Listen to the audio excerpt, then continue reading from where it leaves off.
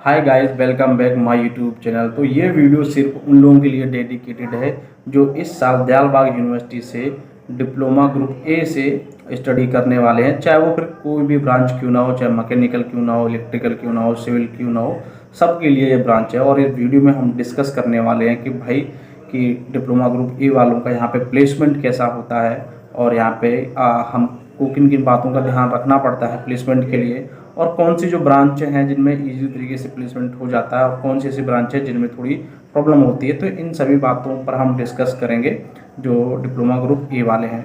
तो सबसे पहले हम यहाँ डिस्कस करते हैं कि हमको प्लेसमेंट के लिए क्या चीज़ इंपॉर्टेंट होती है। सबसे ज़्यादा जो इम्पोर्टेंट होती है, क्योंकि लड़के क्या करते हैं उनको पता नहीं होता है और ना उनको कोई गाइड करता है। हालांकि उनको बाद में ही पता चल जाता है और बहुत से लोगों को पता भी होता है, पर वो यार ऐसा माहौल में चले जाते हैं, मस्ती करते हैं, एंजॉय करते हैं, वो लोग ध्यान नहीं देते। पर जब 3 साल के बाद प्लेसमेंट होते हैं तो भाई ऐसे कर्मों में हाथ धर के बैठ जाते हैं, उनको बाद में फिर भटकना पड़ता है। तो मैं बस अभी से आपको अवेयरनेस देना चाहता हूँ, क्योंकि यार काफ़ी सारा एक्सपीरियंस हो गया मुझे, और मैंने देखा कि लोग कैसे परेशान होते हैं, जॉब के लिए भटकते हैं बेचारे, 10-10, 15-15 हज़ार की जॉब के लिए, सिर्फ कि उनके पास एक अच्छी सी गाइडलाइन नहीं होती, कोई उनको बताता नहीं है। तो मुझे लगा कि भाई यार ऐसा आप लोगों के साथ ना हो, और आप लोगों तक ये नॉलेज जो है शेयर करनी चाहिए। तो चलिए हम डिस्कस करते हैं सबसे जो इम्पोर्टेंट पॉइंट क्या होता है अब प्लेसमेंट के लिए। तो यार सबसे जो इम्पोर्टेंट पॉइंट जो होता है कि आपकी परसेंटेज। मान लो आपकी परसेंटेज ही नहीं है और कंपनी आई है, और कंपनी ने मना कर दिया कि भाई हम 75% वालों को ही इंटरव्यू में बैठने देंगे, उसको बाकी वालों को नहीं बैठने देंगे। तो आप क्या करोगे? तो सबसे इम्पोर्टेंट पॉइंट यही है दोस्तों कि आप जब पढ़ाई कर रहे हो, जब 3 साल आप दे रहे हो, घर के बाहर आप पढ़ाई कर रहे हो, सब कुछ कर रहे हो, तो यार कम से कम इतना तो करो कि भाई आपकी जो परसेंटेज है CGPA 7.5 या 75% के ऊपर ही रहे। क्योंकि जब बहुत सी कंपनियाँ जो आती हैं दयालबाग यूनिवर्सिटी में, तो उनका यही होता है कि भाई हम इतने परसेंट वाले लेंगे और इतने परसेंट वालों को नहीं लेंगे। तो आपसे यार मैं आपको रिक्वेस्ट करता हूँ कि जब आप 3 साल दे रहे हो, जब यार पढ़ाई ही करनी है, हमको कुछ करना ही नहीं है, 3 साल हमको पढ़ाई ही करनी है, कुछ नहीं करना, तो क्यों ना इसको अच्छे से किया जाए। तो यार आप लोगों को बस बता रहा हूँ कि जो इनिशियल पॉइंट यही है दोस्तों कि आप लोग अपना जो परसेंटेज है मेंटेन कर रखें, चाहे वो कैसे भी हो। और एक मैं बता दूँ यार, दयालबाग यूनिवर्सिटी में किसी ने परसेंटेज ना बनाए तो यार भाई उसकी ज़िंदगी थू है, मैं से बता दूँ। क्योंकि दयालबाग यूनिवर्सिटी में कहावत है कि फेल होने के लिए मेहनत करनी पड़ती है, पास होने के लिए नहीं। अगर वहाँ पे आप रेगुलर क्लास ले रहे हो और हर क्लास ले रहे हो, सारी एक्टिविटी में आप पार्टिसिपेट करो, तो भाई आपकी जो परसेंटेज है वो 7.5 चली जाए। चाहे बेशक आपकी इंग्लिश कमज़ोर हो, चाहे आपकी बेशक मैथ कमज़ोर हो, कुछ भी हो, कोई फ़र्क नहीं पड़ता। आप बस रेगुलर हो तो आपकी जो CGPA 7.5 से ऊपर जानी तय है। और आप मान लो थोड़ा आपका मैथ सही है, इंग्लिश सही है, तो यार 8-9 CGPA चली जाएगी। और 8-9 CGPA चलेगी तो आपका प्लेसमेंट होने में कोई दिक्कत ही नहीं होगा, ये मैं आपको बता दूं।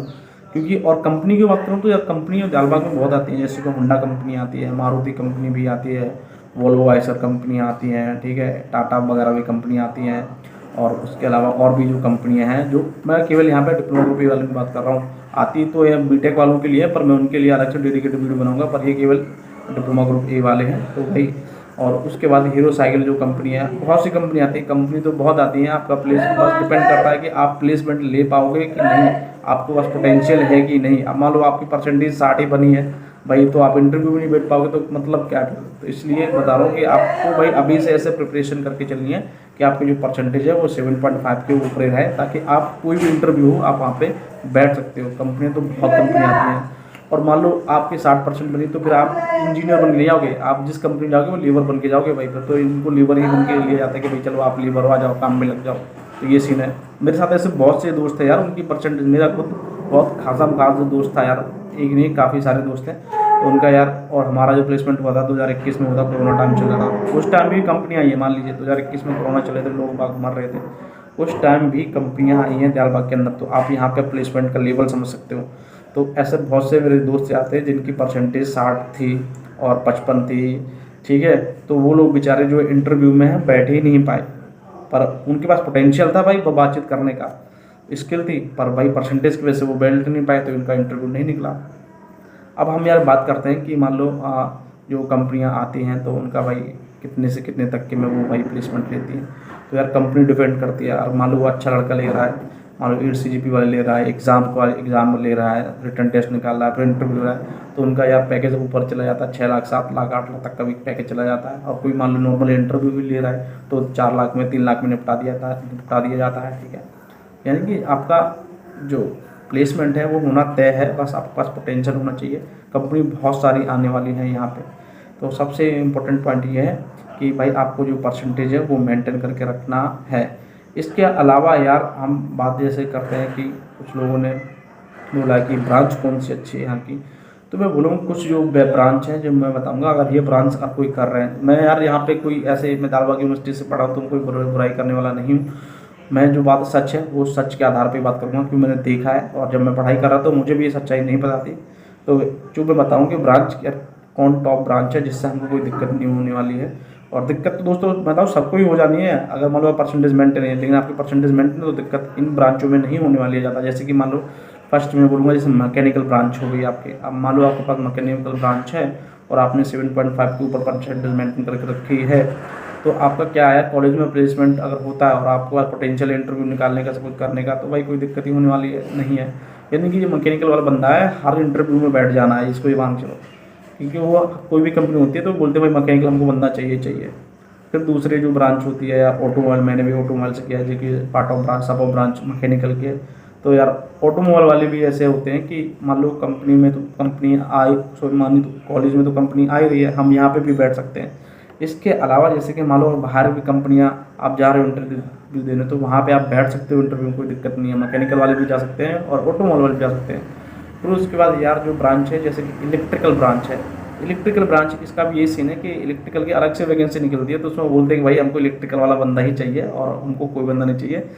नहीं कि इलेक्ट्रिकल की इलेक्ट्रॉनिक कोई कंपनी है, इलेक्ट्रिकल कंपनी है, तो वो यही मांगते हैं कि भाई हमको यही बंदा चाहिए, मैकेनिकल वाला नहीं चाहिए, अलग से वैकेंसी निकलती है।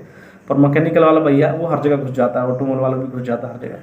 सेम इलेक्ट्रॉनिक्स जो ब्रांच है वो भी अच्छी ब्रांच है। इसका भी सीन यही है कि जब मान लो कंपनी में कॉलेज में कंपनी आई है, तो वो स्पेशली इसी पर्पज़ के लिए आई कि हमको इलेक्ट्रॉनिक चाहिए और इलेक्ट्रिकल चाहिए। और आप जब बाहर इंटरव्यू देने जाते हो, मान लो आप कंपनी में कॉलेज से नहीं हुआ प्लेसमेंट, तो आप मान लो बाहर जा रहे हो, तो वहाँ पे भी एक क्राइटेरिया होगा कि भाई इलेक्ट्रॉनिक वाला बंदा चाहिए। अब इलेक्ट्रॉनिक की वैकेंसी नहीं निकली तो आप इंटरव्यू नहीं दे पाओगे। तो ये 4 ब्रांच हो गई, मैकेनिकल, ऑटोमोबाइल, इलेक्ट्रिकल हो गई और इलेक्ट्रॉनिक्स हो गई। अब इसके बाद यार जैसे कि मैं बता रहा था कि सिविल हो गई, सिविल का भी सीन यही है। सिविल का भी थोड़ा परेशान होना पड़ता है। मैं सही बताऊँ, मेरे काफ़ी सारे जूनियर हैं जो जॉब के लिए परेशान होते हैं, उनको सिविल ब्रांच मिल जाती है। और अगर उनको जॉब मिलती भी है तो वही मिलती है 15,000, 16,000, 17,000 के आसपास जॉब मिलती है। और उनको जब 2-3 साल वो काम करते हैं किसी कंपनी में, कोई साइड कंपनी में, जब एक्सपीरियंस होता है तब उनके जो पैसे बढ़ते हैं। 3-4 साल उनको मान लो डिप्लोमा करने के बाद और भी भटकना पड़ता है। और मान लो कहीं आपकी जुगाड़ नहीं है तो भैया खतरनाक भटकना ही पड़ जाएगा। तो ये सिविल का सीन है। अब मैं बात करता हूँ जैसे वोकेशनल IT हो गया, वोकेशनल ऑटो। तो सबसे पहले मैं वोकेशनल IT की बात करता हूँ। वोकेशनल IT में क्या है, मेरा दोस्त था, साथ का ही था, तो उसका एग्जाम्पल लेके बात करता हूँ। तो उसने बहुत अच्छे से पढ़ाई की थी, परसेंटेज भी 8 CGP मेंटेन करके रखी थी। पर अब कोई कंपनी ही नहीं आ रही है कॉलेज में कि वो हमको बोले कि भाई वोकेशनल IT वाला बंदा चाहिए, क्योंकि उसको जो बंदा चाहिए वो मैकेनिकल चाहिए या प्योर फिर IT का होना, वोकेशनल या फिर प्योर IT का हो या फिर प्योर कंप्यूटर साइंस का होना चाहिए। ऐसे बंदे उनको चाहिए। वोकेशनल IT मना कर देंगे, भाई इंटरव्यू नहीं देने देंगे। तो बंदा यार उसने क्या किया, तो उसका प्लेसमेंट तो हुआ नहीं। उसने तो बहुत प्लेसमेंट हो जाए, तो उसके बाद क्या उसने BTech उसको करनी पड़ेगी IT ब्रांच से। तो ये सीन है कि वोकेशनल IT वालों का भी थोड़ी दिक्कत हो जाती है, और थोड़ी नहीं मैं बोलूँगा बहुत दिक्कत हो जाती है। अगर आपकी जुगाड़ नहीं है तो कॉलेज प्लेसमेंट नहीं हुआ तो आपको भटकना पड़ जाएगा। उसके बाद मैं बात करता हूँ वोकेशनल ऑटो। वोकेशनल ऑटो में बता चुका हूँ अपनी लास्ट वीडियो में कि ये पार्ट ऑफ ब्रांच है ऑटोमोबाइल की। ये ऑटोमोबाइल में हम थ्योरी ज़्यादा पढ़ते हैं और इसमें हम प्रैक्टिकली ज़्यादा पढ़ते हैं। इसमें भी क्या सीन है कि यार कॉलेज से प्लेसमेंट हो जाता है। अगर इन केस मान लीजिए कॉलेज से प्लेसमेंट अगर नहीं हुआ तो आपको बहुत ही भागना पड़ेगा, ना को चने चबाने पड़ सकते हैं वोकेशनल ऑटो ब्रांच पर। हाँ, लर्न करने के लिए बहुत ही अच्छी ब्रांच है। अगर आपके पास कोई और ऑप्शन नहीं है, मान लो कुछ करने के लिए, मान लो आप BA BSc से तो बहुत ही बेटर है। मान लो आप सोच रहे हो BSc कर ले रहा हूँ, BA कर ले रहा हूँ या और कुछ कर लेता हूँ, तो उससे बेटर वोकेशनल ऑटो है और वोकेशनल IT है। मैं तो बोलूँ BA BSc मत करो। अगर ये कोर्स आप करोगे तो इतना है कि आप बेशक परेशान होंगे, पर आपकी जो अर्निंग है कमाने लगोगे कहीं ना कहीं। ये डिपेंड करता है कि आप कम कमाओगे और कुछ लोग ज़्यादा कमाएंगे। तो ये ब्रांच हैं। उसके अलावा यार एक ब्रांच और आती है इसी में डिप्लोमा में, जो है फुटवियर ब्रांच। मैं बोलूँगा सबसे बेस्ट ब्रांच है यार फुटवियर, सच बताऊँ मैं ऐसा बोलूँगा कि यार जो मैकेनिकल वगैरह भी है उससे भी बहुत बढ़िया ब्रांच है ये फुटवियर में। हम लोग क्या पढ़ते हैं, हम लोग शूज़ डिज़ाइनिंग वगैरह जो होती है, शूज़ मेकिंग होती है, इसके बारे में हम स्टडी करते हैं। और आजकल शूज़ इंडस्ट्री बहुत ज़्यादा है, बहुत ही ज़्यादा है शूज़ इंडस्ट्री। तो और किसी को अगर जूते भी चाहिए तो छोटे बच्चे को चाहिए, बड़े बच्चे को चाहिए, और घर के जूते अलग चाहिए, खेतों के जूते अलग चाहिए, रनिंग के जूते अलग चाहिए। तो इसमें क्या सीन होते हैं यार फुटवियर वालों में, थोड़ी शुरू स्टार्टिंग में थोड़ी प्रॉब्लम होती है सच बताऊँ तो। जब तक आप फ्रेशर होते हो, जब आपको 1 या 2 साल का एक्सपीरियंस हो गया तो बस सच बताऊँ आपको जॉब के लिए भागना नहीं पड़ेगा, आपको जॉब बहुत ईजी तरीके से मिल जाती है फुटवियर ब्रांच में। पर हाँ, जब आप कॉलेज में पढ़ने जाओगे तो लोग इसको थोड़ी फुटवियर को अलग तरीके से देखते हैं, जूता डिज़ाइन करेगा क्या, जूता डिज़ाइन करेगा तो इस तरह करते हैं। पर इन सारी चीज़ों को आप अलग करना। मेरे एक दोस्त है, उसने फुटवियर से बीटेक की थी और फिर उसने एमबीए किया था। तो अभी भाई उसका मान लो उसका प्लेसमेंट नहीं होता, कोरोना टाइम पे प्लेसमेंट नहीं होता, पर उसने बाहर कंपनी में जाके उसने कुछ दिन जॉब किए और फिर एक्सपीरियंस लिया। तो अब उसकी भाई 48,000 के आसपास उसकी सैलरी है, फुटवियर से बात कर रहा हूँ। तो ये भी बता रहा हूँ, आप फुटवियर से अगर कर रहे हो, आपका कहीं नहीं होता, तो आप मुझसे अगर जुड़े रहोगे तो मैं इतना मैं लिख के दे रहा हूँ कि आपके यार मैं कॉलेज प्लेसमेंट नहीं होता तो मैं जॉब कहीं ना कहीं करवा ही दूँगा आपका, फुटवियर वाले हो तो। और यदि ऑटोमोबाइल वाले हो, मैकेनिकल वाले हो, उसके बाद भी अगर नहीं होता है आपका, कहीं कॉलेज में नहीं होता, तो जुड़े रहोगे मुझसे तो भाई आपका, मैं सीनियर हूँ तो कहीं ना कहीं आपकी हेल्प बनने के चांस हैं। तो बस ये बता रहा हूँ कि ये इन चीज़ों का आपको ध्यान रखना पड़ेगा। सबसे पहले मेन इनिशियल जो आपकी न्यू है बोलते हैं, जो बेस होता है आपकी परसेंटेज है, और वो कैसे मेंटेन करना है वो आपको मैंने वीडियो में बता भी दिया है कि भाई कैसे क्या सीन है। और इस टॉपिक पे मैंने लास्ट में वीडियो बनाई है कि भाई परसेंटेज कैसे मेंटेन होता है, मार्क्स कैसे गेन होते हैं। हम जब गए थे वहाँ पे करने के लिए तो यार हमको पता ही नहीं था सीन क्या होता है, क्या सीन नहीं होता है, हम बस लग गए आँख बंद करने। पर हाँ, मेहनत बहुत की थी उस टाइम पे, तो अब तो थोड़ा अलग हो गया, थोड़ा चीज़ सीन चेंज हो गया। और हाँ, एक टॉपिक अलग है, सब लोग बोल रहे हैं, कमेंट किया है, एक लड़की है बहन जी है, उसने भी बोला कि आप दयालबाग यूनिवर्सिटी में खेतों में सेवा करनी पड़ती है। तो मैं बोलूँगा हाँ करनी पड़ती है, पर सच में बहुत अच्छी बेटर फीलिंग है। मैंने भी वहाँ पे काम किया है, वहाँ पे यार आपको ऐसा लगेगा हम ज़मीन से जुड़े बंदे हैं। और ऐसा नहीं है कि आपको फ्री में कराया जाएगा, वहाँ पे आपको खाना पीना सब कुछ मिलेगा, और आपको जैसे उसके मार्क्स भी मिलते हैं। और ये भी नहीं कि आपको डेली वहाँ पे खेतों में डाल देंगे, ऐसा सीन नहीं होता है। अब जैसे कि आपका एडमिशन होने जा रहे हैं, आप तो मान लो इस टाइम धान है, धान की जो लगाई वो तो टाइम जा चुका है, तो आपसे कुछ नहीं होने वाला है। पर हाँ, जब गेहूँ की कटाई होगी तो आपको लेके जाया जाएगा, लड़कों को लेके जाएगा, लड़कियों को लेके जाया जाएगा। तो वहाँ पे ऐसा नहीं है कि पूरी यूनिवर्सिटी में टीचर्स भी लगे होंगे, जो वहाँ के डीन लोग होते हैं, जो डॉक्टर होते हैं, वो भी साथ में आपके काम करेंगे। तो यानी कि सबका जो लेवल है, जो ऐसा लेवल होता है भाई, कोई अच्छे घर का है, मतलब अच्छे घर का मतलब कोई करोड़पति है, कोई लखपति है, किसी की डैडी कुछ कर रहे हैं, किसी के पापा किसान है, तो वहाँ पे जो कॉलेज है, कॉलेज में हम जाते हैं तो सब लोग ऐसे हो जाते हैं, एक लेवल पे आ जाते हैं, और बहुत अच्छा लगता है वो माहौल। मैं तो सच बताऊँ बहुत अच्छा लगता है दयालबाग की मैं पढ़ा हूँ। मुझे नहीं लगता कि यार इससे बेटर यूनिवर्सिटी कहीं होगी। पढ़ाई में हो सकती है इससे बेटर, पर जो बता रहा हूँ कि जो संस्कार वगैरह हो गए, आचार विचार मैच करने के सब कुछ यहाँ पे हो जाते हैं। और नेचुरल तो भाई बहुत एक नंबर का है, नेचर बहुत ही अच्छा है। आप जब वहाँ पे जाओगे तो आपको लगेगा यार मैं एक अलग दुनिया में हूँ, जितना जानोगे वहाँ के बारे में उतना ही कम लगेगा। तो जो भी मुझे बात करनी थी मैं बोल चुका भाई, बस इन चीज़ों पे आपको ध्यान रखना है। और वीडियो यार अच्छा लगा हो, आपको लगा कि इन्फॉर्मेशन मैंने अच्छी दी है, तो यार सब्सक्राइब करो।